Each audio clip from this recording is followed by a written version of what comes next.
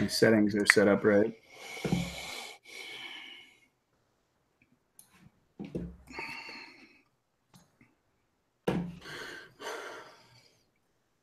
Okay, that's correct. You guys ready to record? Yeah. Let's record in 3, 2, 1. Audacity, right?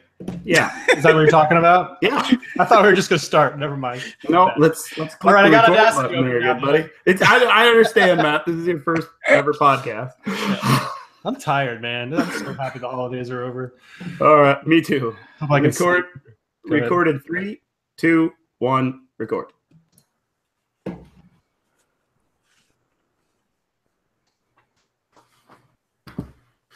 Welcome to the first DLF Dynasty podcast of 2018. I am your host, Dan Myler, with my co-hosts Matt Price and Ryan McDowell. The season is over, but the fun is just about to begin for us in the Dynasty community.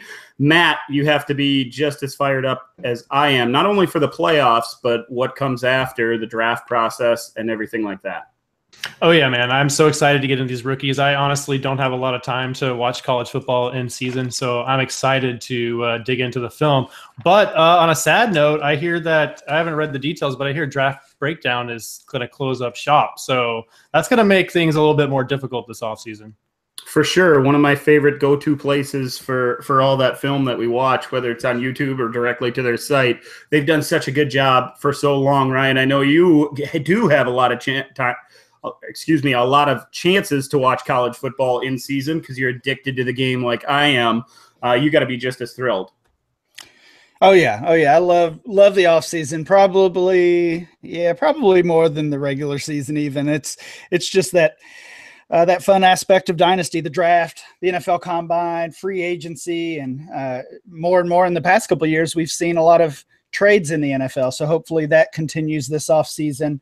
And really, as we say at DLF, there is no off season, and the NFL has become a year-round sport. We absolutely love it. You know, I think we'd all agree that the regular season is a little bit of a grind, especially for us that are as involved as we are. Ryan, you especially, you're so busy with it.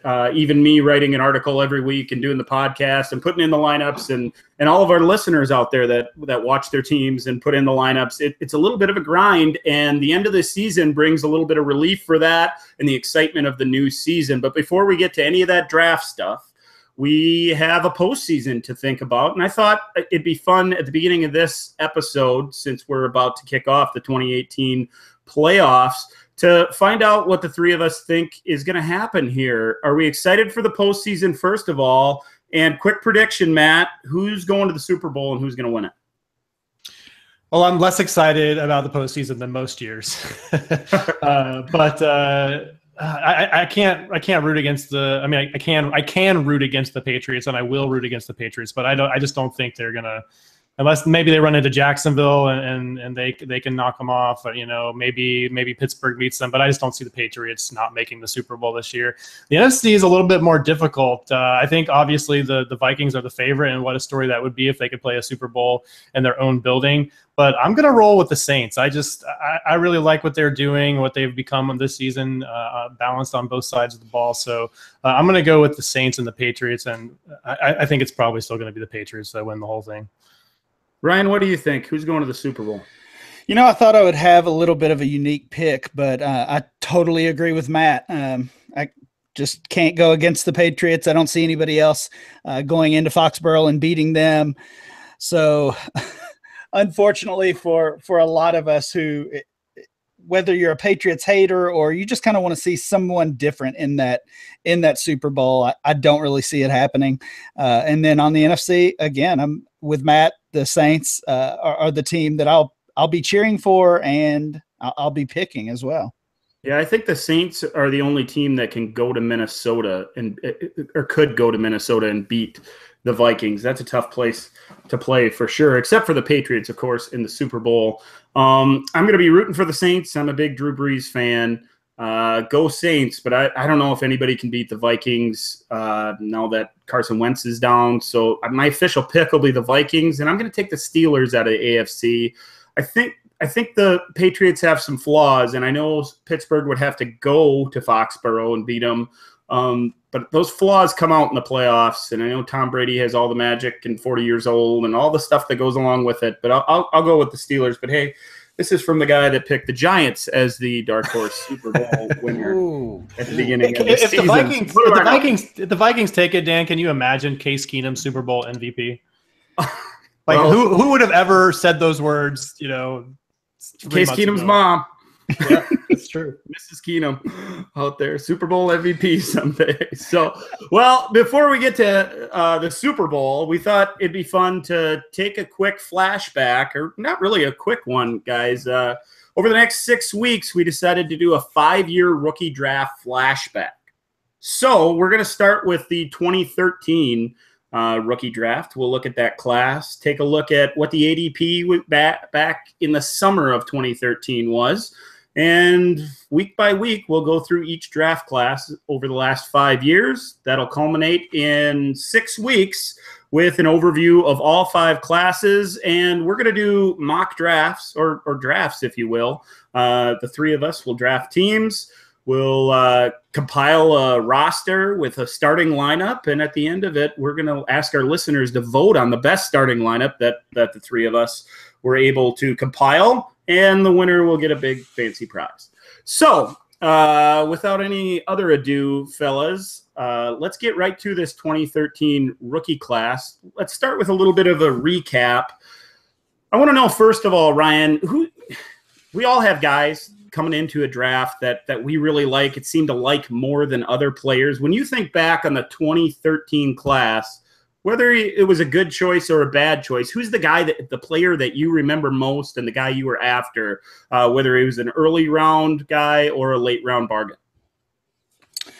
I think this class overall takes a lot of heat as a down or a disappointing class. And there's a few reasons for that. We'll talk about that throughout the show, I'm sure. But it really is, especially as I've been studying this and getting ready for the show. It's a lot stronger class than it gets credit for, and really than I remember it for. The player that I think of, even though we've got some of the top players in the game coming from this class, the one I'd probably associate with the class overall, the class of 2013, is Giovanni Bernard. That year, if you were playing Dynasty at this point, if you were involved in these rookie drafts, you probably remember that year was unlike really any other that we've seen in quite a while. There was not only was there not a consensus 101 pick, but there were 4 or 5 or 6 players vying for that spot, depending on how your league played out and really just who owned that top pick, because you would see some players go 101 and in another draft that same player might fall to the middle part of the first round. But for me, the player I was targeting, the player I was taking if I had that top pick, was Gio Bernard. That's a little bit surprising because I know you're a big Nuke Hopkins guy. You've talked about him in the past, how you liked him so much coming into the draft. But with the way the draft was unfolding back then, it seemed like those running backs were the hot names. We were talking about that group at the top. So you kind of had to pick out of that, with Nuke being the guy right after that, most likely for you. Matt, who's the guy for you? I mean, I could talk about the guys at the top that I was into. You know, Nuke was certainly in there. But one guy who I was really excited about in this class didn't even really last an entire season, and that's Jonathan Franklin. Remember him, Dan? Man, I was in love with Jonathan Franklin. It was all about Eddie Lacy then, but Franklin, they got drafted too, and he was just this sub 6 foot, kind of a one-cut runner, just explosive out of those breaks, could catch the ball really well. And unfortunately, he suffered both a concussion and a neck injury on the same play. I think it was returning a kickoff against the Vikings. So that was really sad. But he was a guy that I was really excited about from this class. Yeah, I always think back on DeAndre Hopkins, of course. He was my number 1 guy in the class, actually. I was the guy trading down to make sure I secured Hopkins and another pick in the future. The guy that I associate the draft with behind him is probably Monty Ball. I'm a big Wisconsin fan, and I was a believer that his nose for the end zone and that tough running style that would translate to the NFL. We all know how that story for trade. I actually never drafted him. It's a crazy story because I liked Hopkins so much. The next guy's probably Le'Veon Bell because I wasn't a huge Le'Veon Bell guy watching that Big Ten and watching that bowling ball at Michigan State. And then his transformation in the NFL was such a surprise to me. If you've never done it, go back and look at some film of him at Michigan State because he's not the same player. Much bigger player, lower the shoulder, boom type of back, goal line guy that I thought would get touches around the goal line and short yardage and break some tackles. Not the quick guy in and out of cuts and sliding into rushing lanes that we know and love him for now. So before we get to our rookie draft that we're going to do out of that 2013 class, let's take a look, Ryan, at the ADP, a little flashback to the summer of 2013. Some of these guys that we've just talked about we're going to find. Let's start with those top 3 guys overall. We'll do each round in fourths to start out. Who are the top 3? So like I mentioned, there was really no consensus number 1 pick. In fact, the top 7 players, their ADP, and this is pulled from my fantasy league data from back in 2013. The top 7 players have very little separation in their ADP. The top 3 are Tavon Austin, of course, the Rams wide receiver. Gio Bernard was 2nd, and then Le'Veon Bell was 3rd. Yeah, Bell was an interesting one for sure. He's the one we will have plenty of chances to talk about for sure. Let's start off with Tavon Austin because I think we'll all agree that him being number 1 in the ADP earlier, that's changed drastically. Now, flashback of 5 years later, what was the deal with Austin, Matt, coming in, and why hasn't it really clicked for him? I always just really thought he was going to be the gadget player that he is. I think there was some hope that he would be able to translate as a true wide receiver, and he was just so fast and so quick. And we had hopes that it was going to get into a system where the offensive coordinator, the head coach, was going to be able to really be creative with him.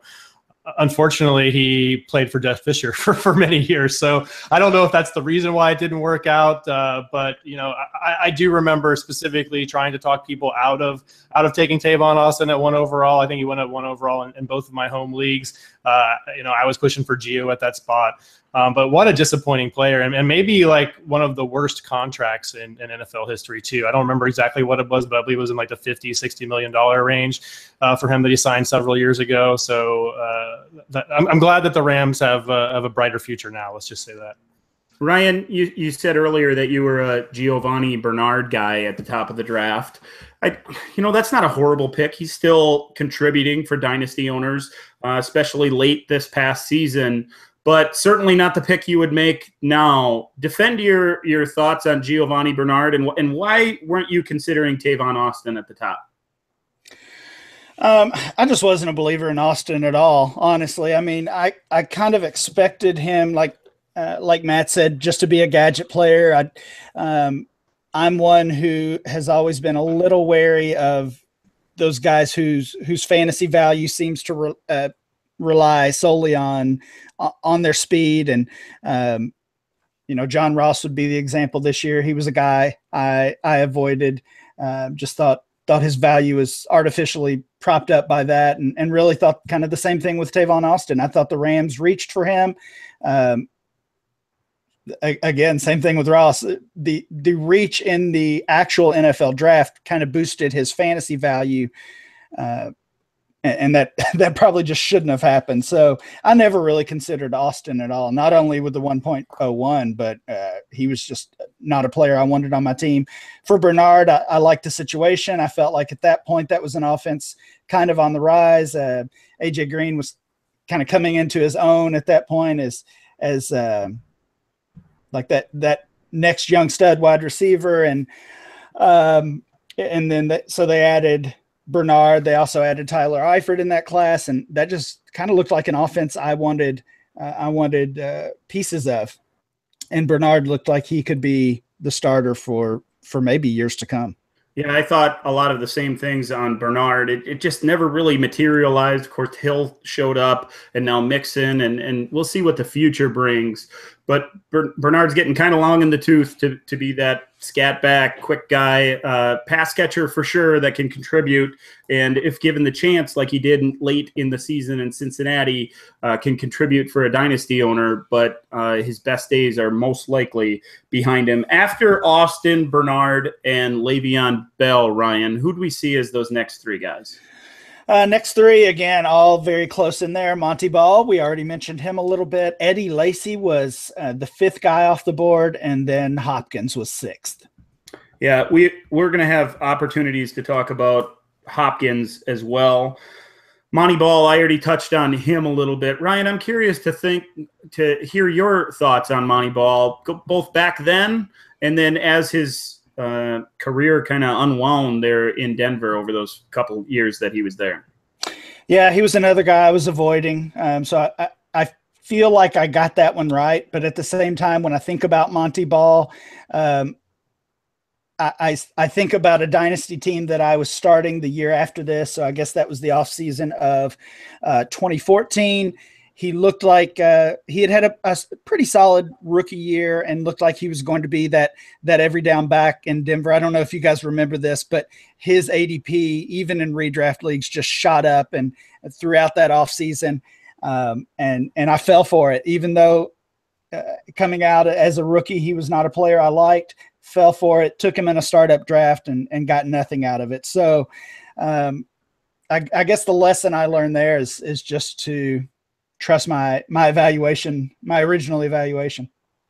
Yeah, that strong finish to his rookie year gave dynasty owners everywhere a lot of hope, and that momentum just built into that offseason. And even the offseason program, all the reports coming out of Denver were that he was going to take over that role and be the number one guy, and it just never came together. Matt, you have to tell us about Eddie Lacy. Boy, talk about a guy who's gone from running back one, that mid-tier of the running back ones, all the way off the fantasy radar almost at this point. Going to be a free agent after this year once again. Is there any hope for Lacy? And hopefully you weren't buying at the peak, were you? I think I remember taking him in a couple of rookie drafts. I don't remember taking him as high as 5, but I was excited as a Packers fan. You know, we were coming to the end of the Ryan Grant days, and you know, it just looked like he was going to be the next guy, and he was really good those first 2 years, and then just I don't know, man. It's still a mystery to me. I know that, you know, overeating is a thing that plagues a lot of people, but like when you're an NFL football player, making millions of dollars rest on your diet decisions. You know, your job is to be in good shape. Just such a head scratcher for me, you know. And I think there was probably a little bit of mismanagement in terms of the way he was used to, you know, like we've talked about many times, Dan. Like there were so many games where just grind the clock down with Lacy, and they just wouldn't do it. So I think that probably contributed a little bit to his demise in Green Bay and now in Seattle. Like I kind of bought in again, at least early in the offseason, that okay, you know, they just paid him a starter's salary, and there's really not anybody else there except for an often injured Thomas Rawls. But it just didn't work out there either. Even with all those weight clauses, you know, there was that last offseason was like, oh, he hit 250, so he gets $500,000 or whatever it was, and it just never worked out. I don't really see him ever being a productive back again. You know, maybe he's a kind of a goal line guy or short yardage guy somewhere, but he wasn't even really that good at those things in Seattle. I know the offensive line there was bad, so maybe if he goes to a team with a good line, there's something there. But I mean, I think he's almost valueless at this point in terms of the dynasty asset. Yeah, he's hanging on for dear life at the bottom of dynasty rosters for sure. Ryan, throw us those next three, the 7, 8, and 9 pick in the 2013 rookie draft. Sure. So the 7th player, again, just right in there with the top 6, almost no gap to the 7th player, which was Cordero Patterson, wide receiver, Minnesota at that time, now with Oakland. And then we saw a little bit of a gap, actually quite a big gap. So Patterson's rookie ADP was 6.5, putting him at the 7th player overall. The 8th player had an ADP of 11.3. So that's a huge gap from one player to the next when they're in the first round. The 8th player was Tyler Eifert. And then the 9th player was Marcus Lattimore, the running back from San Francisco. Yeah, Lattimore is a cruel story, really, for a lot of football fans. Latimer himself, of course, and for dynasty owners everywhere. I don't know if we really need to dig too much into him. I was an Eifert guy coming out. I thought he was a bargain. A lot of times you could get him with one of those last picks of the first round, and I thought he was a steal there. Since then, my feelings towards him have gone up and down so much that, and I've said it on the podcast before, I'm just sick of it. I'm sick of the injuries and showing that upside in glimpses and then completely disappearing only to find out that he's had a nagging leg injury and then on IR for the season. And I'm just to the point now that I'm waiting for that comeback and that the big stretch of a couple games or the good news in the offseason, whatever it might be, that brings that value back up to the point that I can get something out of him. Still a very useful guy, Ryan. What are your thoughts on Eifert now, and how did you feel about him back in 2013?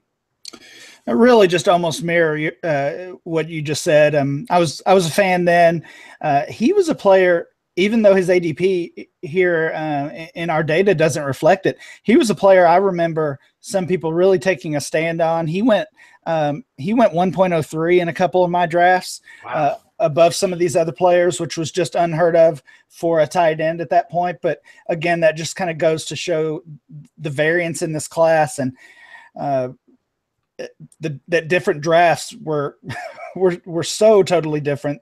Really, ADP at that point, and maybe we could say ADP now had very little value because the drafts were so unique. But as Eifert has gone along, yeah, these injuries, I mean, back injuries are nothing to fool around with. The quote that sticks in my head, it was referring to Tony Romo at the time, but now maybe it can be said about Tyler Eifert as well after his back surgery, is nobody used to have a bad back.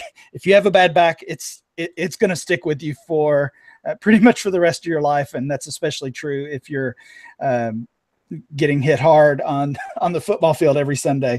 So yeah, I've got some major concerns about Eifert. He's lost a ton of value over these past few months. Yeah, if we would have done this exercise a year ago, and especially 2 years ago, where he went in this draft would probably be a lot different for sure. I think the three of us probably share a brain on that one. Who are the last three of that first round, Ryan? All right, last three. Jonathan Franklin, you guys already mentioned. He was the 10th player. The 11th player taken was Keenan Allen. And then the 12th player was Zach Stacy, St. Louis Rams back then. Yeah, I think a lot of people remember Stacy in that run that he went on when he was with the Rams and had that starter's job. And there was a lot of conversation of, is he a real deal, and will he continue that stretch that he had late in that season, particularly carried guys to dynasty championships. It just never materialized. I remember he went to the Jets, and then suddenly I remember seeing the retirement announcement and thinking to myself, boy, that guy's pretty young. Ryan, run through the second round for us real quick, and then we'll talk about some of the surprises out of the third and beyond. All right, second round. Let's see. We've got Justin Hunter at 13, Aaron Dobson, Kristen Michael, Robert Woods, Marcus Wheaton, E.J. Manuel, quarterback, Buffalo. They took him in the first round. Joseph Randall, Dallas running back. Zach Ertz at 20. Let's see. We've got Geno Smith, Ken Burrell Tompkins. That's a blast from the past. Terrence Williams, Travis Kelce in the late second round. And that's it. He's actually the end of the second round. So there's a lot of names there, Matt, that are going to catch our listeners' eyes or ears, I guess. Remembering back, oh man, I could have had Ertz there. Wow, I could have had Kelce there. You were a tight end guy this past year's draft in the 2017 rookie class. If you were a tight end guy back in 2013, you really cashed in when you think about Eifert late in the first, guys like Ertz and Kelce. We'll get to another tight end here shortly. Were you a tight end guy that year? Were you buying in the second and third round? I got so much Kelce in the third round, early third kind of area, and I'm obviously loving that. I was never an Ertz guy. I've obviously come around lately with Wentz under center there. But he was just someone who I wasn't super interested in. I didn't really like his athletic profile that much. I thought he maybe was a little bit skinny for my take in terms of being a tight end and be able to withstand the punishment of the position. But I mean, as we look back on this class, we talk about the 2016 class as like, maybe the best tight end class ever, but there was a lot of good tight ends in this class too. Some guys we haven't even mentioned that were undrafted, like Jack Doyle, so pretty strong class from that position. And I was definitely buying at that time more towards the late second, early third kind of area. Matt, would you say that's a regular thing for you to buy into the tight end position in the second and third rounds of your rookie drafts, and why? I don't like investing first round picks, although I did a lot of Evan Ingram this season.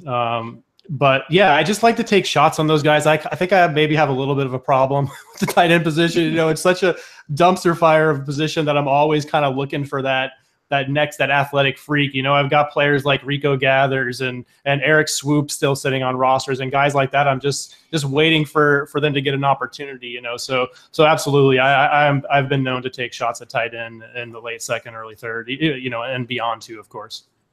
For our listeners' benefit, Ryan, name off some of those third round picks, both the good ones and the bad ones, and then even some beyond then that might catch our listeners' ears. Sure. Some players that stand out from the third round. Again, some of these players have turned in a solid career, and others I just remember being they turned out to be landmines, I guess I should say. Mike Gillislee was the top of the third round. DeRick Rogers was a popular player, a popular wide receiver to take a chance on back then. Stedman Bailey had his career cut short. Some other players in that third round, Niall Davis. Again, talk about chasing speed. He was the speedy running back for the Chiefs. Zach Sudfeld, the tight end that kind of came out of nowhere. A lot of people chasing him late in that offseason and that preseason when he played so well. Latavius Murray was in that third round range. Josh Boyce was the wide receiver for the Patriots that so many people just kept giving second chances, and he just never really materialized. Yeah, a lot of our listeners are going to listen to Ryan's calling out these names and think back, oh, man, Rodgers, I was in on him. I really thought he was the guy, and other names as well. I hear these names and where they're going, and it happens with every draft class, of course, but just the disappointments that came out of these drafts. We talked about in the first round with Lattimore and that huge upside that we just absolutely never got to see. Jonathan Franklin with the injury, and Zach Stacy, and Hunter and Dobbs, and oh man, the list goes on and on. E.J. Manuel's in that group, of course, too, and then all those guys you mentioned in the third round. Is there anything we can learn from all of this, Ryan? Was there anything when you were going through all this ADP from the 2013 class, now 5 years later, that you can take from it to become a better drafter or a better evaluator going into this new class that we're about to start digging into? I think a couple things stood out to me. And we kind of already talked about the tight ends, but if you took a shot on Jordan Reed, we haven't even mentioned that name, but he was the 41st player off the board according to this ADP. So he was probably a late third, early fourth rounder in most drafts. And then we had the other tight ends that we've already mentioned in that second or third round range. So I love taking chances on tight ends and quarterbacks in that range, and I think you can hit gold pretty easily. I mean, I don't know, we've just become so stubborn especially about quarterbacks, just refusing to take a quarterback in the first round. And we all probably saw Deshaun Watson fall to the third round, maybe even, of rookie drafts. And now you're not getting him for less than a first rounder for sure. And then the other thing is just looking at some of these players who were not immediate hits. They didn't make an immediate impact. But if we gave up on them too soon, maybe you regretted that. Marquise Goodwin was a fourth rounder in that range, or in that year. And he's turned in a good solid year and maybe has some value going forward. And then some of the players in that second round range that we already talked about who took a little bit of a while to develop. Robert Woods, maybe the key one there. but we're seeing some value return on them at this point. Yeah, Woods is a guy for me, and we'll have an opportunity to talk about him, I'm sure, that I was high on. I liked his skill set and thought it would translate to Sundays, and it didn't to start out his career up there in Buffalo. Now we've seen him in a new offense with a quality offensive mind running that ship there in Los Angeles, and that value is starting to climb. We're seeing it climb in ADP month by month. And, I still think that's the same player. So maybe the lesson for me is just, like you said earlier, Ryan, stick to that valuation or evaluation that you had coming out as long as you possibly can, especially in deep leagues where you can afford to hold these kind of guys, because you never know when you're going to need Robert Woods in a playoff team because suddenly he's catching 5 balls every week now that he's with Los Angeles. Yeah, I think the conversation to have there is, if you drafted Robert Woods in the middle of the second round that year and you held on all this time, is that really a win? Was it really worth it to get wide receiver? I think he was wide receiver 32 this year. So was it worth wide receiver 32 production and whatever he might do going forward to basically have that dead roster spot for 3 years? Well, it of course depends on your league's construction, if you have the roster space to do that and things like that. But assuming you do have the space, it's got to be a little bit gratifying for owners. I know that's not an elite season by any means, but when you use a second-round pick, you're not expecting elite. You're expecting usually at the best case somebody that can give you some production. And he did that for a year. Now, I would tell you that Robert Woods owners that are out there and have him on rosters are probably saying, wow, I'm really hoping I can count on him to be my wide receiver 3 in 2018. And if you held on this long, you're happy to get it after the 3 years that you talked about of absolutely no production. But with that, let's move quickly to this 2013 rookie draft redo, I guess we can call it, the flashback to the 2013 draft. We for this exercise, we decided to assume it's a PPR league, of course. And also, for the fun of this exercise, we also decided to assume it's Superflex to get more quarterbacks involved, potentially. I don't know about this class necessarily. We had an elaborate scheme to try to figure out who would get the top pick in this draft. So we planned a potato sack race, and we said in the email it would happen in SD. So I went to San Diego and Matt went to South Dakota, and Ryan thought we were fools, so he stayed at home. He's the only smart one, so he'll get the number 1 pick in this draft. So Ryan, you're on the clock with the number 1 pick in the 2013 rookie draft redo. Who are you taking? We talked about how solid this class is, even though it's not always thought of that way. But even though there are some nice options at the top, it's pretty easy for me. I'm taking DeAndre Hopkins.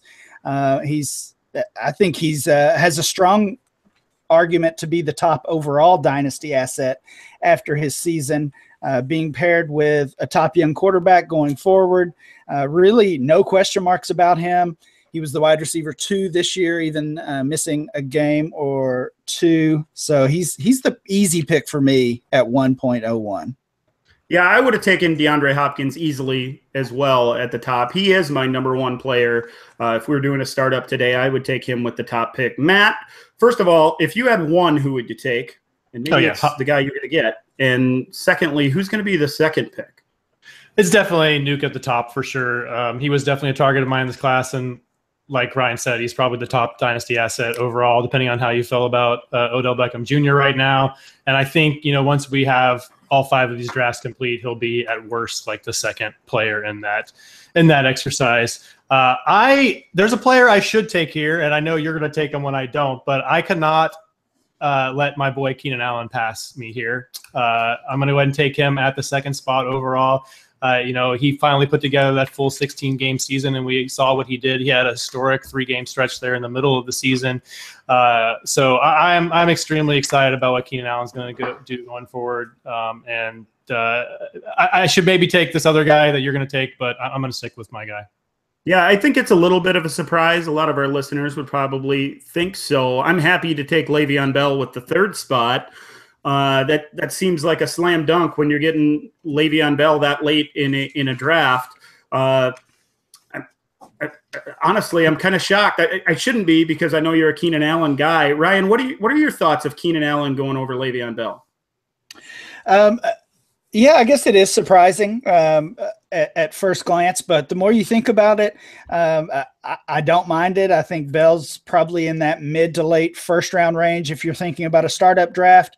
And I think Allen has creeped into that late first round range as well, or maybe early second at the latest. So, if you're the type of person who likes to build around those young wide receivers, I can understand the pick.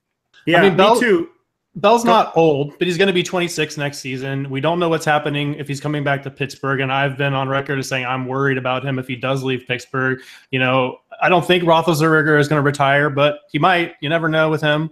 So I just think there's enough question marks there for me to let him, pass one more pick. But I do think it's like splitting hairs between those two.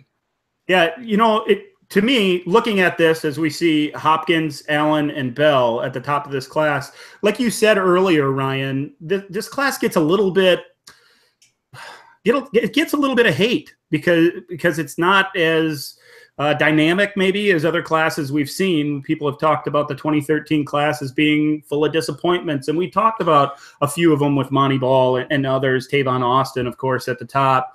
But when you can put three names like Hopkins, Allen, and Bell, Ryan, that's a star-studded start to a draft. Yeah, for sure. I think a little bit of that hate maybe comes from outside of the fantasy community, because the quarterback class is maybe one of the all-time worst. We had guys like E.J. Manuel and Geno Smith. Those were really the headliners. Mike Glennon is probably the best quarterback to come from this class, which that says all we need to know about how bad it is. So if you're thinking about an NFL perspective where quarterbacks rule, then yeah, maybe I could see where you might say this was a bad class. And then when you come at it from a fantasy perspective, especially a dynasty perspective, you had some major bust. Tavon Austin, as we said, was the 1.01 in a lot of drafts. Monty Ball, we talked about. Cordarrelle Patterson, we talked about. Both of those guys were players that were going in the second, third, fourth round of startup drafts, even a year later after this.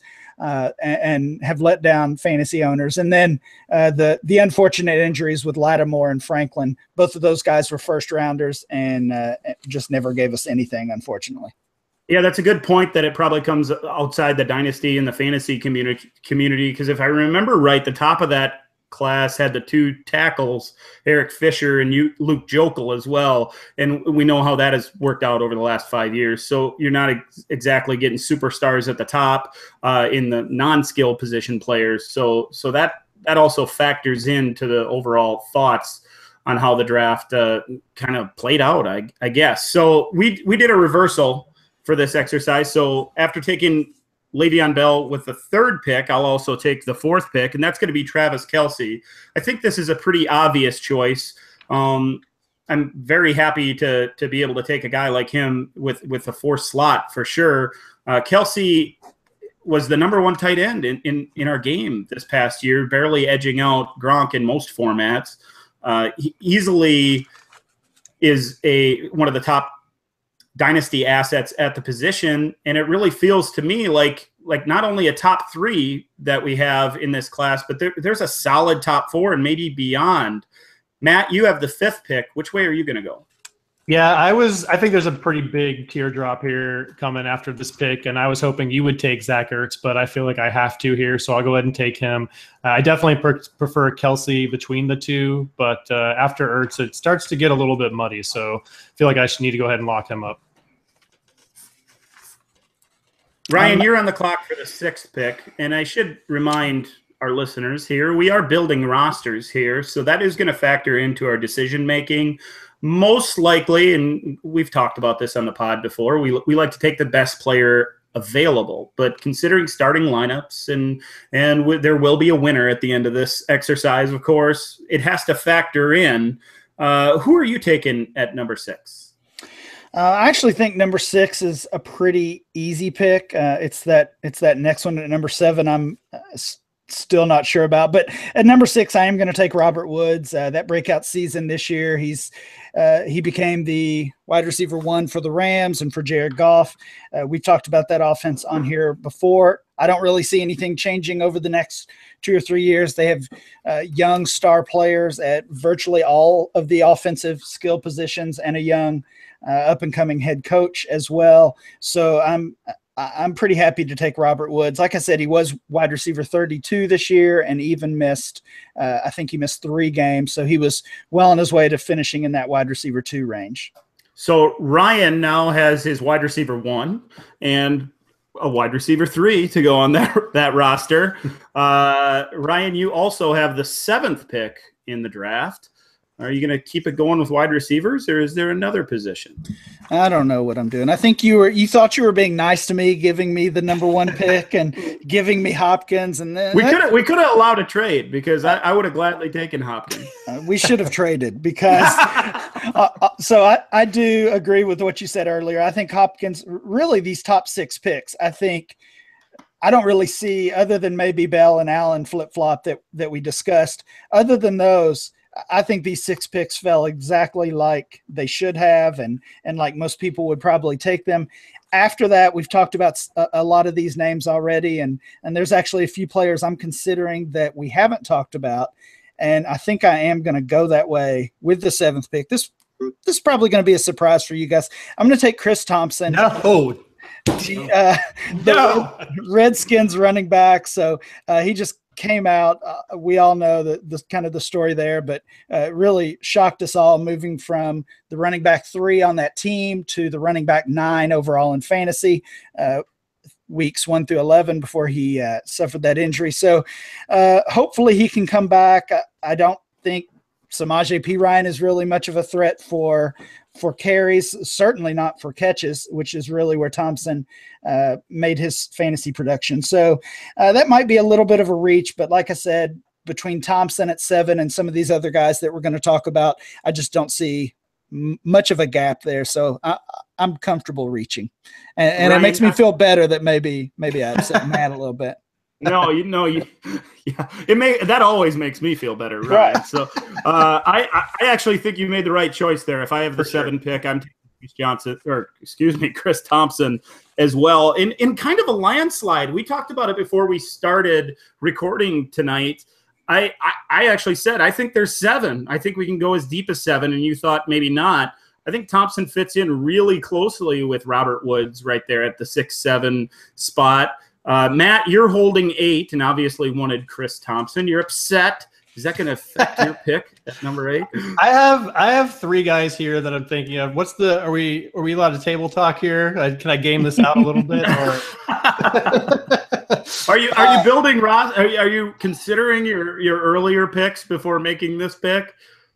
I wasn't actually. No. Okay. I was not. I did not have that. This pick will not have an effect on that. But it is really between 3 guys for me here, and all of them have their warts. The one we have talked about already is Giovanni Bernard, and he seems like a relatively obvious choice here. But with Mixon there, and the hope that they really make him kind of a feature back, and that Bernard might play a little bit of a smaller role going forward. I feel a little bit weird about him.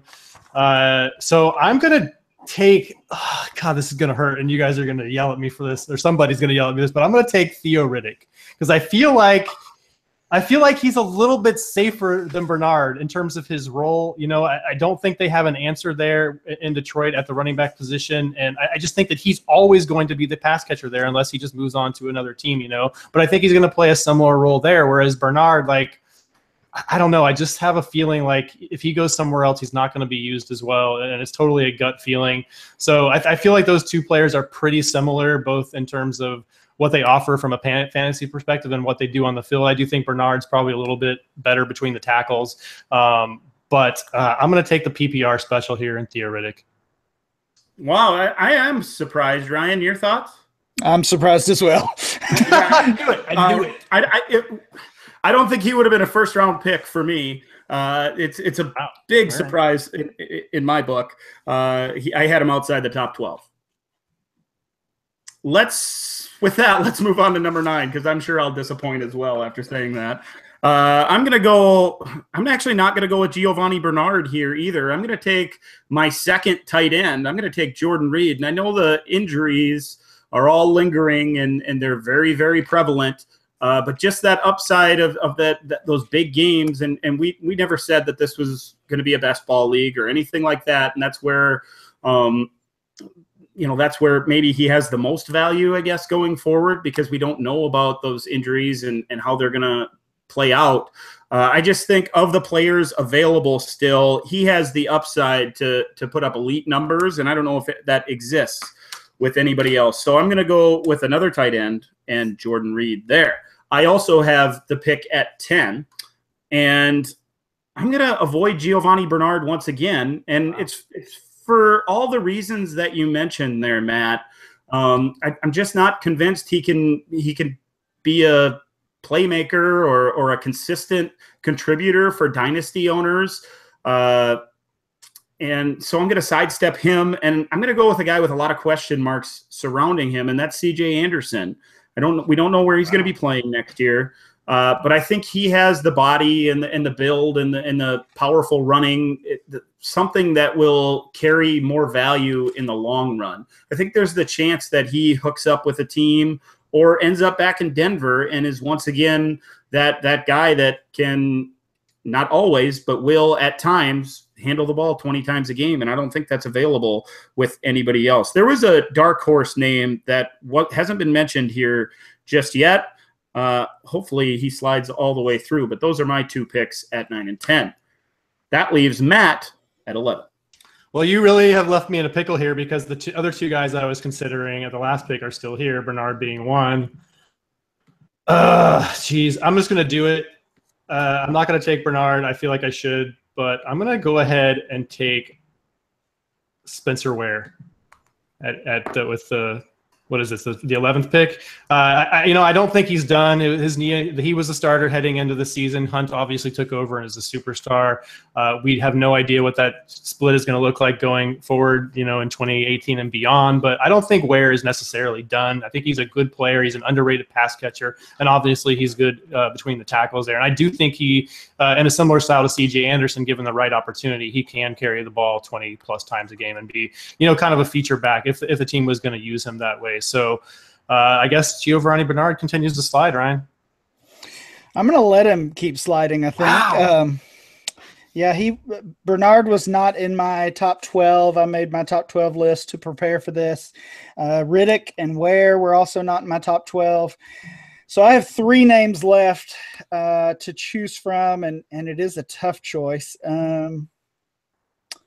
I think I'm going to go. So the Bengals that year, of course, drafted Giovanni Bernard, but later in the draft, they also added Rex Burkhead, and I think that's who I'm going to take with this 12th pick, assuming he stays in New England and he is entering free agency this offseason.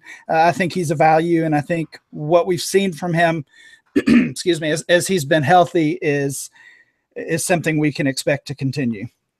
Certainly some surprises there, but Rex Burkhead was the other guy I was referencing when I was on the clock. I thought he was the guy that if we were going to go on in this exercise, I was hoping to get when I would be back on the clock at 15. I think you got a nice value there. I agree with you. Spencer Ware was not in my top 12. Theo Riddick was not in my top 12 either. Bernard wasn't as well. So some notable names that didn't get picked. Of course, we mentioned Bernard. Tyler Eifert's on that list. Another name that is interesting to a lot of dynasty owners might be Jack Doyle.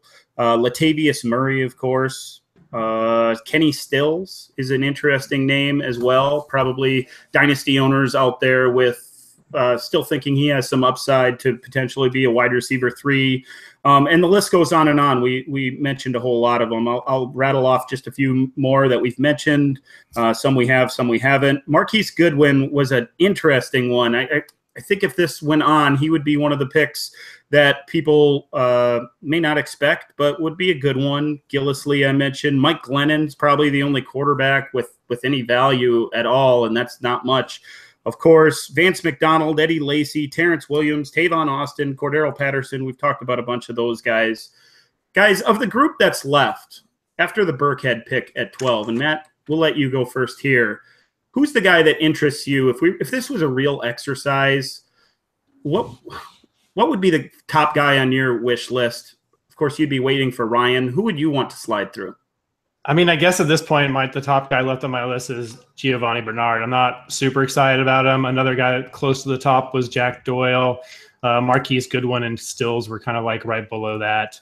Tyler Eifert a little bit lower down. It's probably way too low for Eifert, but I feel like you, Dan. I just feel like I'm done with him, and that's also why Reed wasn't a consideration for me. I just don't want those guys anymore.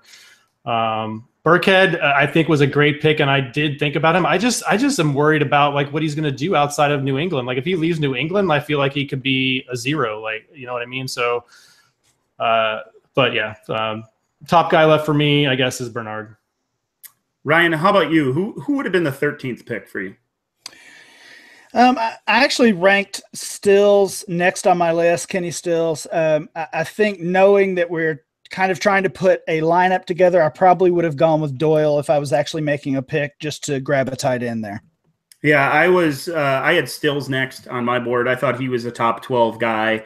Burkhead was right in front of him, so I would have gone with Burkhead where you did. I think there's still some value to be had for sure, though. It's a fun exercise. We're going to be keeping track of this as we go. We're running out of time at this point, but quickly I should run through. Ryan, your 4 picks: DeAndre Hopkins at 1, Robert Woods at 6, Chris Thompson at 7, and then at 12 you wrap things up with Rex Burkhead. Matt, at number 2, got Keenan Allen. Then at number 5, got Zach Ertz to get a tight end. Went with Theo Riddick at number 8. And 11th, he got Spencer Ware for his second running back. It's kind of a silly question to ask, Matt, but quickly, what's the best pick in your opinion of this exercise, and what's the worst? Whether it's you or somebody else. I feel like Let's get some bad blood going. I feel like I'm just sitting set up. I mean, I don't know how you argue with Nuke at number 1. To me, he's clear-cut number 1. It's not necessarily a teardrop there between him and Lev and Keenan Allen there, but I think he's definitely like a cut above those two. I think Kelsey, might be the best pick because, you can forget about tight end the rest of the way. You don't have to draft another single tight end, Dan, for your roster, and you'll be set. So I like that one there. And the worst? The worst, man. I'm gonna say Jordan Reed just because. Okay, all right. Well, considering roster construction, I already had Kelsey on top of it, so I can understand a little bit of criticism there for sure. And there are so many question marks. I just, I like to build my team around guys who can win you the week. That's the number one factor when building a roster. A guy that can win you a championship in 1 week when you have him in your lineup. And I think Reed, when he's starting, has the potential to catch those 2 or 3 touchdowns. And that's hard to find, especially late in this exercise. Ryan, what was the worst and the best pick of those top 12 picks? I'm going to go with Matt on both of these. I'm quickly coming around on the Keenan Allen pick, even over Le'Veon Bell. So I like that one, if nothing else, for Matt taking a stand. So I like that pick. And then the pick I guess I would disagree with the most. I'm not going to call it the worst, but the one I would not have done was Spencer Ware. I just. Obviously, he's not overtaking Kareem Hunt there. I don't think he.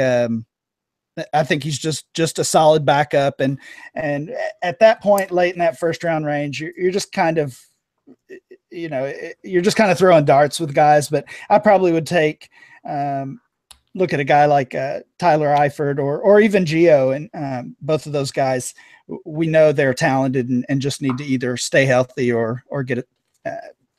Get more of an opportunity. For me, I'm going to say the best pick was Chris Thompson, actually. I had a hard time ranking the 6-7 spots between Robert Woods and Chris Thompson. I settled on Robert Woods at 6, but I thought Thompson gave a fight for the spot. I thought he was in consideration for sure, and he was a slam dunk. And after that, I thought things got kind of questionable. I think there were a lot more question marks for sure.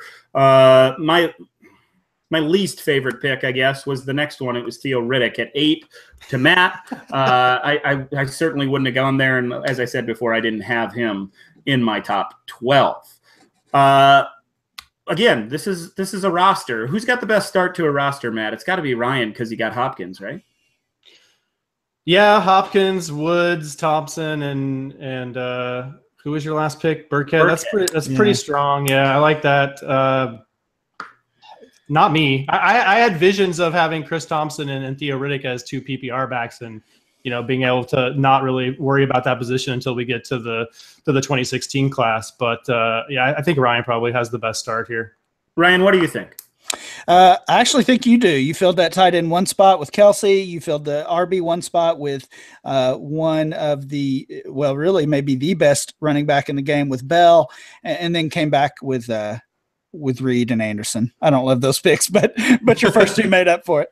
Okay, all right, I'll take it. So a couple votes for Ryan, another for me, I guess, and we'll see how things shake out. Again, over the next 4 weeks, we'll be covering the rest of the rookie drafts as we see them now. We'll also flash back to some ADP. And at the end, we're going to, I guess, talk about our rosters, maybe do an overall first or top 1 or 2 rounds of a rookie draft redo or a startup draft redo with only these 5 seasons. I want to make sure to mention our playoff fantasy football league. By the time you're listening to this, it might have already started, but if it's not Saturday yet, you should join. All you have to do is get in contact with Ryan McDowell on Twitter. He's at RyanMC23. Show him your rate and review of our podcast, and you are entered in our league. We'll be sending out invites this week to get everybody in. We're looking forward to competing with all of you. Of course, the winner is going to get a free 1-year subscription to dynastyleaguefootball.com. For my co-hosts Matt and Ryan, make sure to follow the pod at DLF Podcast, Ryan at RyanMC23, at M Pricer for Matt, and me at DMyler22. For my fellow co-hosts, I am Dan Myler. We'll catch you again next week. Wait, who are you?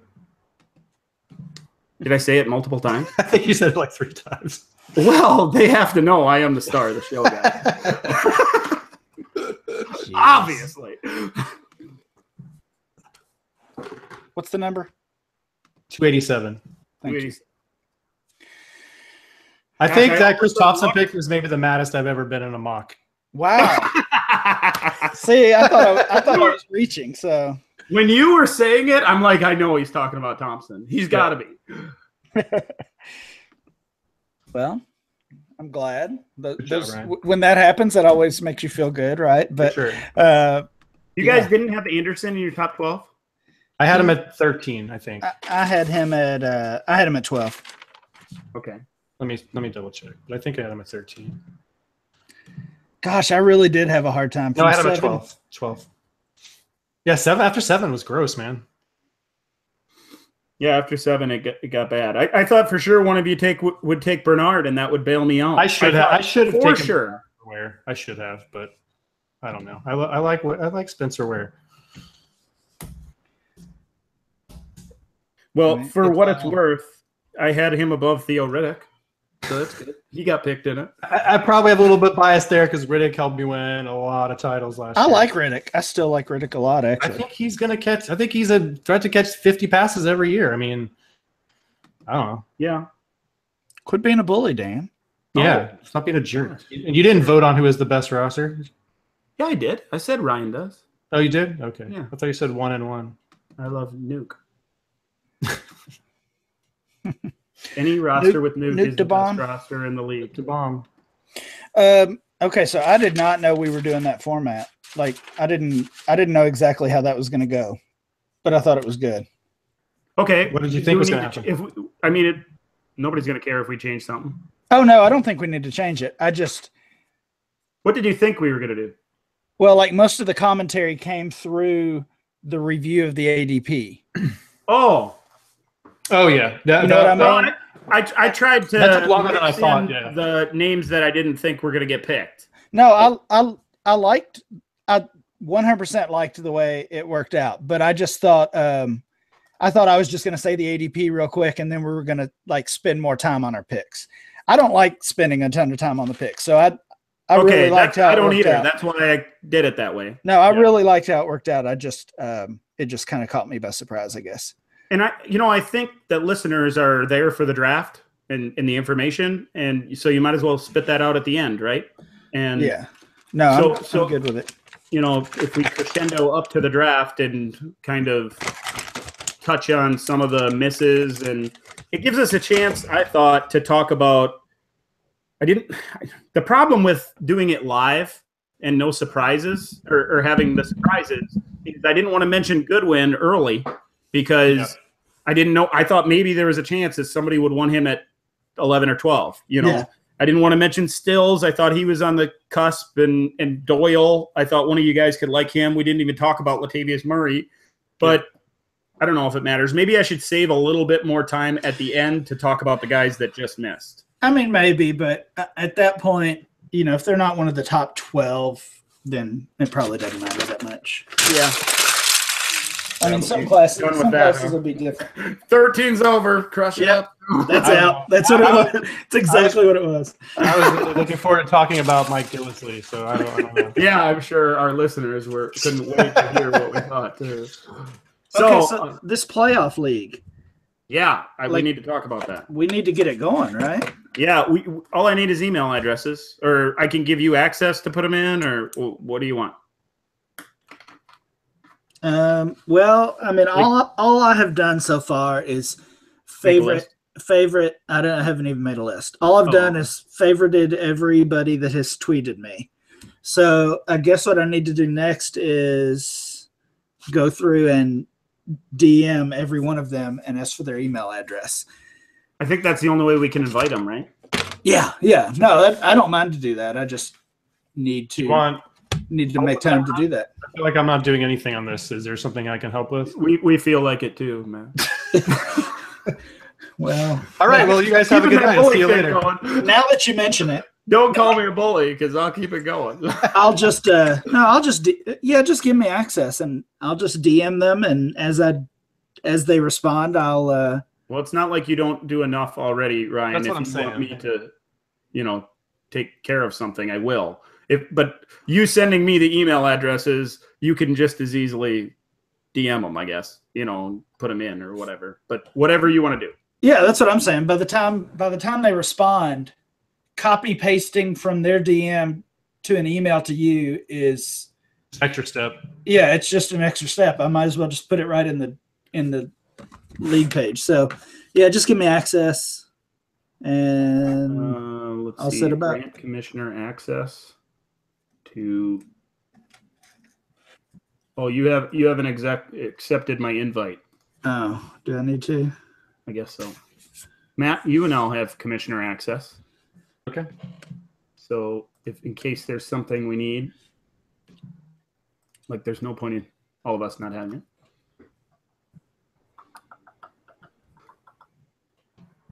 When did you send that? I can resend it right now.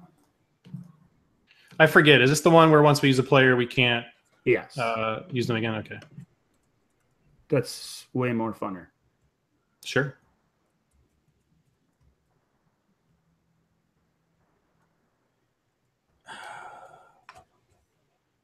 I got to scroll all the way through 500 spots here. So I saw your text that we only have 20 or so. Yeah, something like that. I just sent it again. We probably need to hammer that the next couple days on Twitter. Well, I mean, I feel like I've been hammering it. Yeah. And that's what we have, so. Okay. Never mind. No, I mean, I don't care to.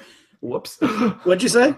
Never mind about what I said that we need to hammer it because Ryan's always hammering. I've been putting it in different league chats and Voxer chats and stuff. No, I mean, I don't care to keep it going, but I mean. Well, for the record, I didn't think I thought we'd get like 50. I was hoping for 50. Oh, I was hoping for a lot more as well. I mean, I guess we could wait until tomorrow's Thursday. I mean, we could. I don't know. Tomorrow, I guess we could just open it up and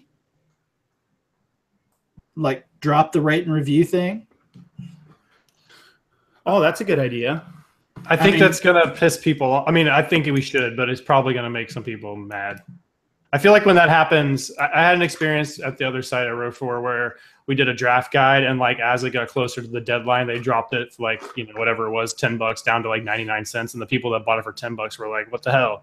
I paid, why do I got to pay $10? This guy pays 99 cents. But if it's going to get us more people, I mean, why not? Well, this isn't money, so maybe we'd sidestep that. But maybe somebody would be like, dude, I would have won it. I would have had a free year if you wouldn't have let that guy in. Yeah. What are you going to do? Okay, I'm on the site, but I don't have access. No, you don't. Well, I must grant it.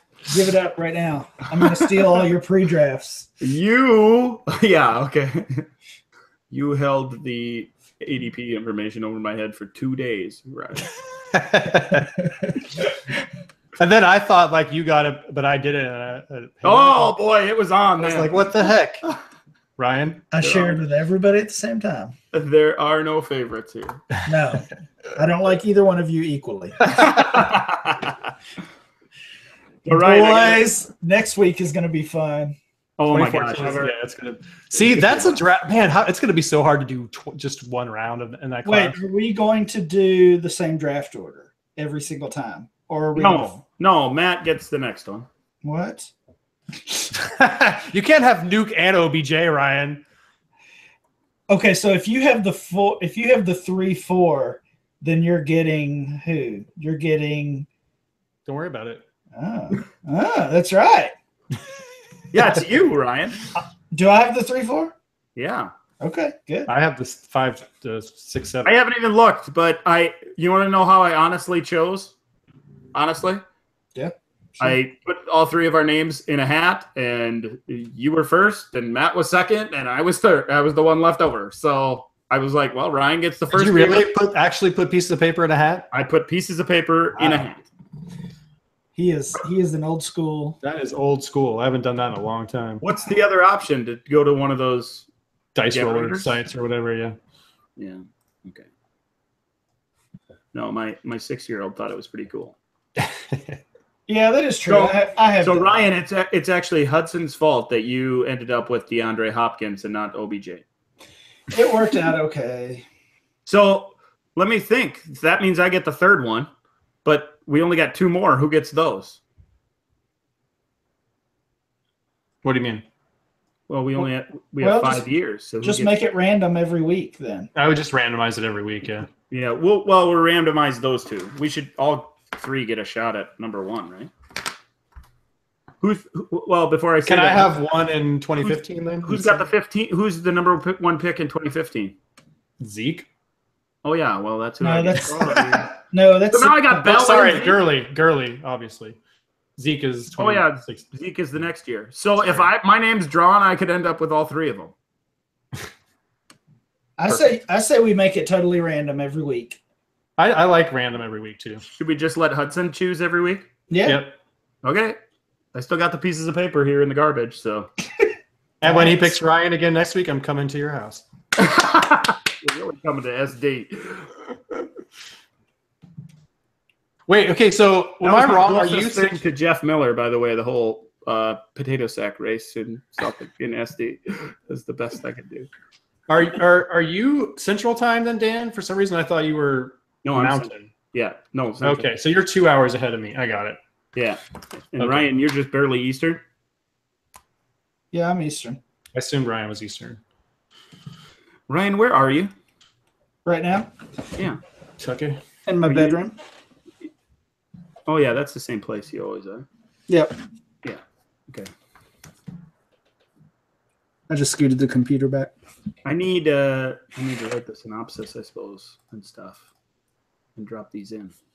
You got the backup, Dan? Do you need me to rip it, or do you know how to do that? Oh, I'm not gonna. So you have to send. You have to give me the link then, or give Aaron the link, or whoever. Okay. I'm not gonna rip it. Hey, so they're saying Lamar Jackson's staying in school. Oh man. Really? Yeah. Did you see the CBS mock that put Baker Mayfield to Cincinnati? No. It's pretty bad. There's some dumb dumb mocks out there. Yeah. A lot of them. Yeah.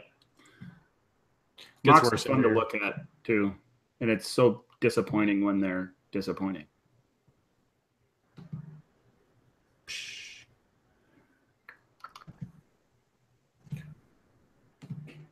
All right, mine is up there. Mine is not. I've been talking to you guys instead of doing this. Yeah, I hadn't done mine yet either. We should probably clean this thing up. Well, okay, so this is what happened. I was trying to upload last week, and are y'all still there? Yeah. Yep. Okay, sorry.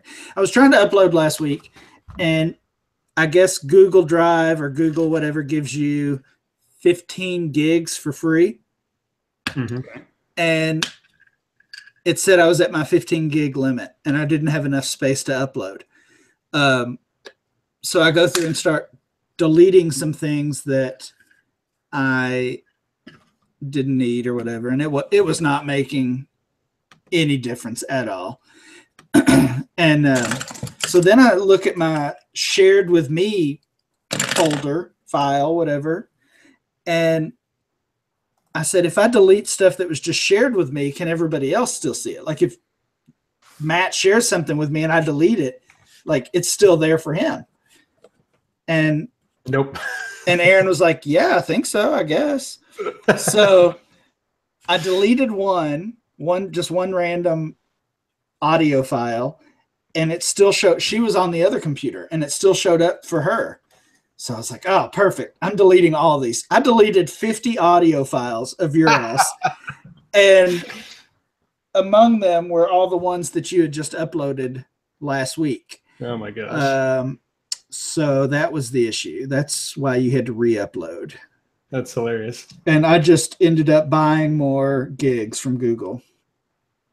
Oh, so my. Now I have 100 gigs. Sweet. It's probably like pictures and stuff that's taking up most of it.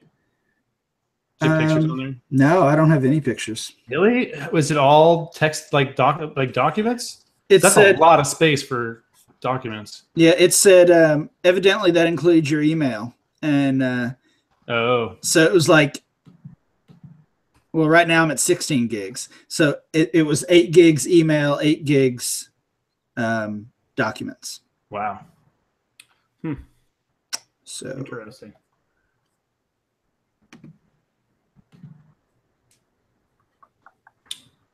I don't know why, but I named my file Price, so Aaron can figure that out.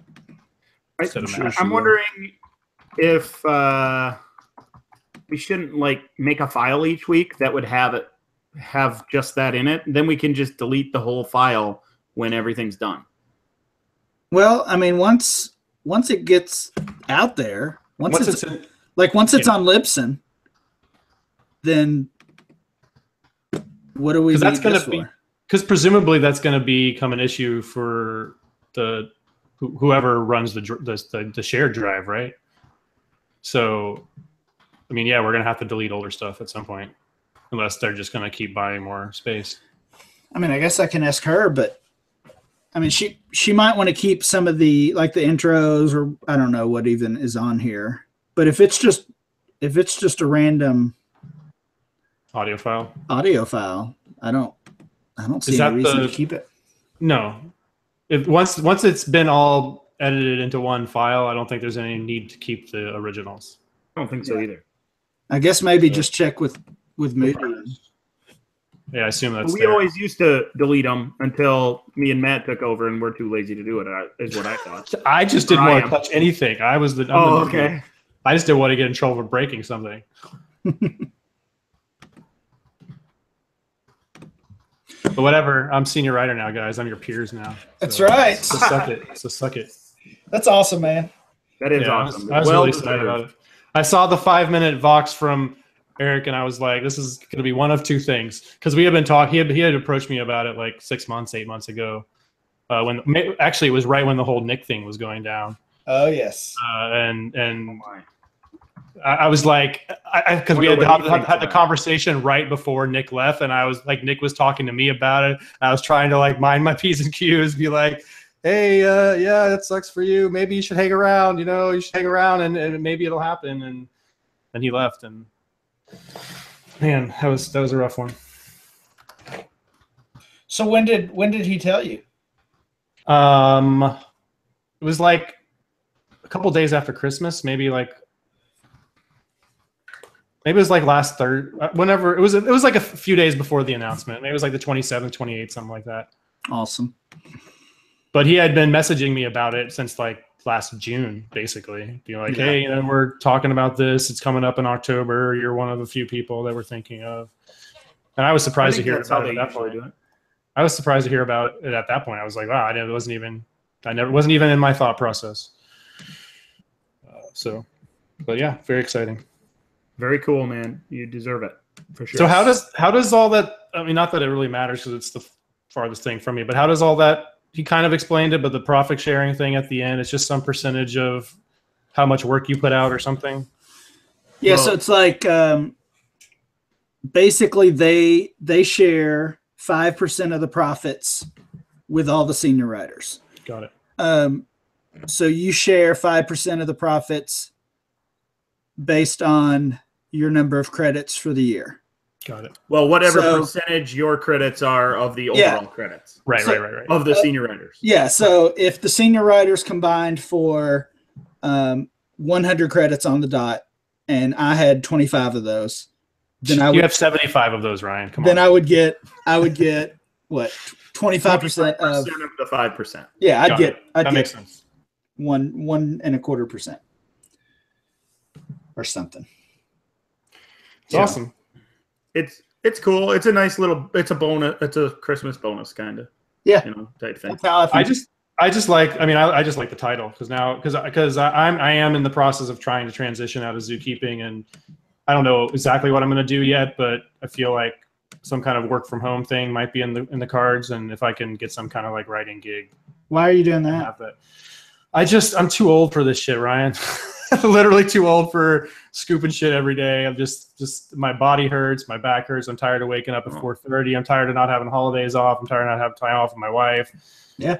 It's just 18 years is enough, and it's either move up or get out. And we just bought this townhouse. So the opportunities to move up at San Diego are very few and far between. Like people either die or retire before things come up. So I mean, that's like number one in the country, right?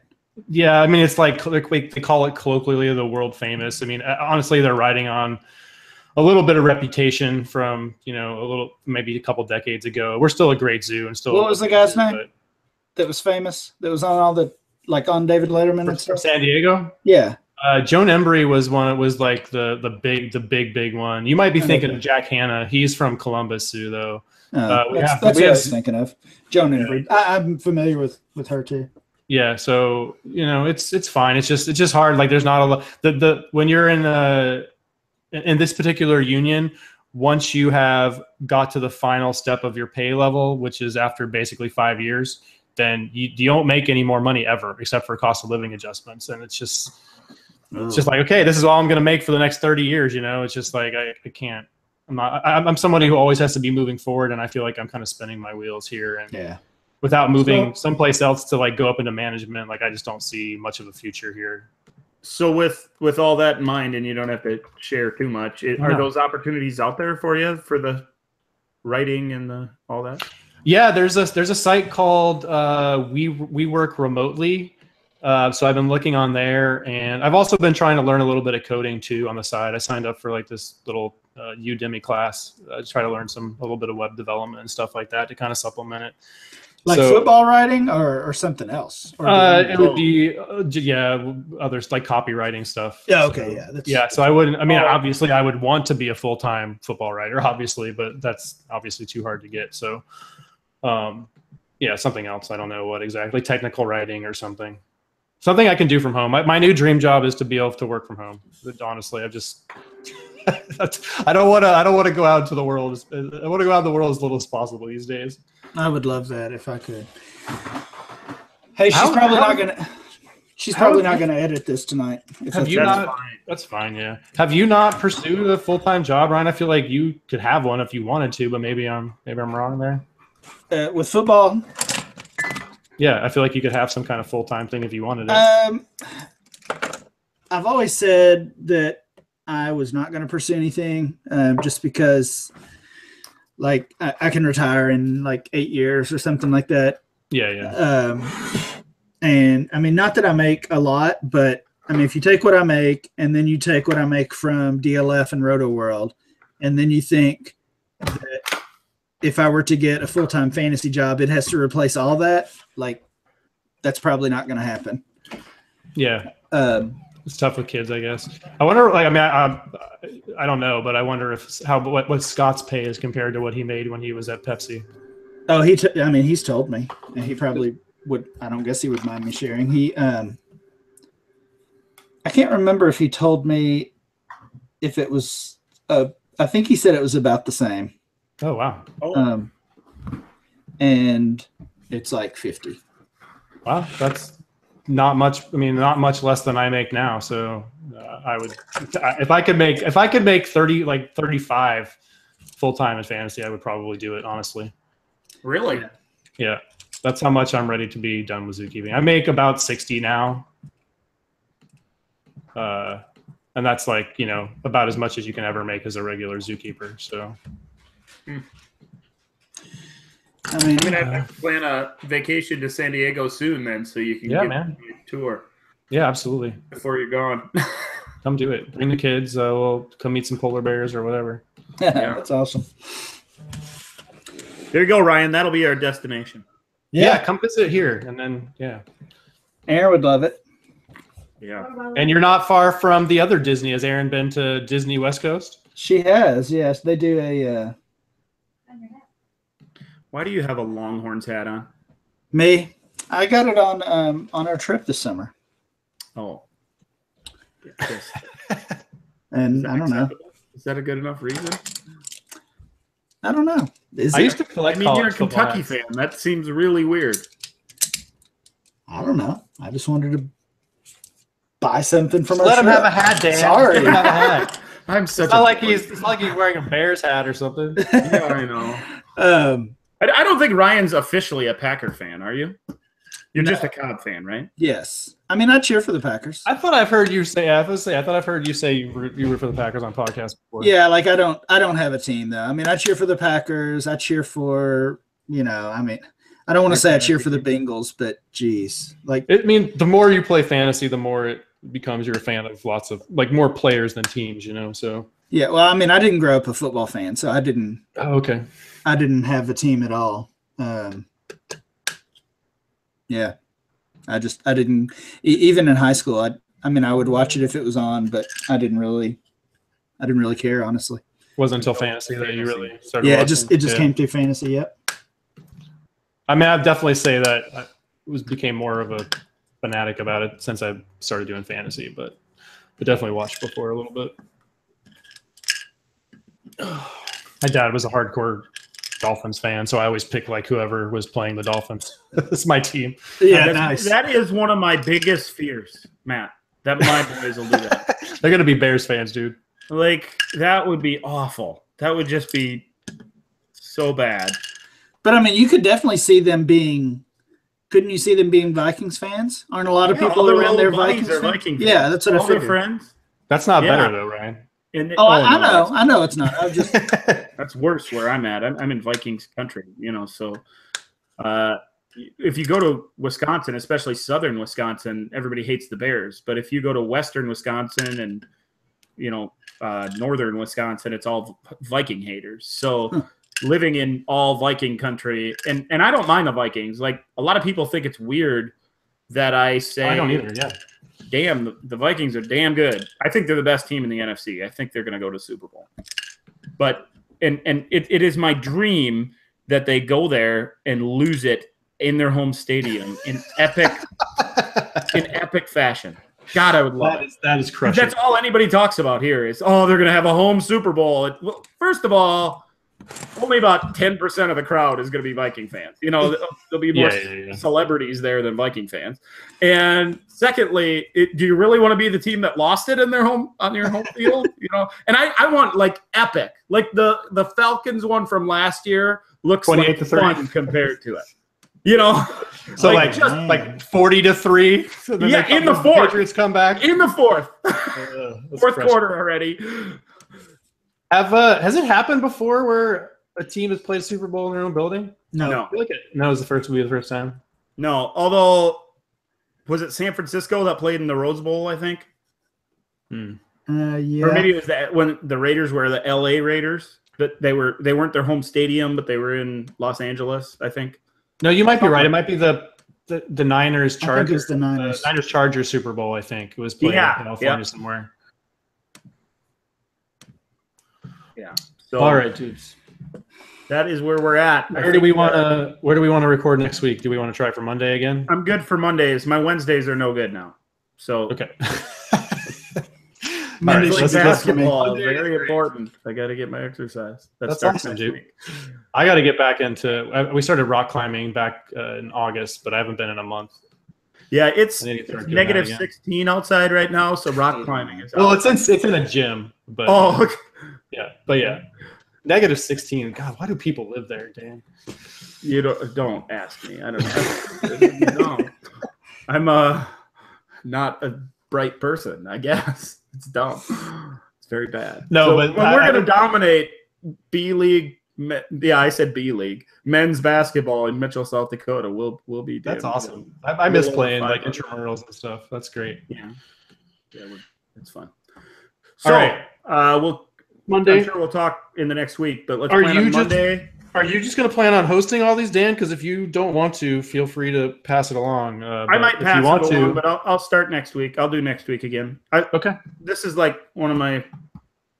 this is like the time I can really do it. So Yeah, it's kind of your baby, so yeah, I'm gonna keep doing them. I think, cool. and we'll go with the same format. And if you guys want to record earlier on Mondays, I can. I'm off on Monday, so I can record anytime, basically. Ryan,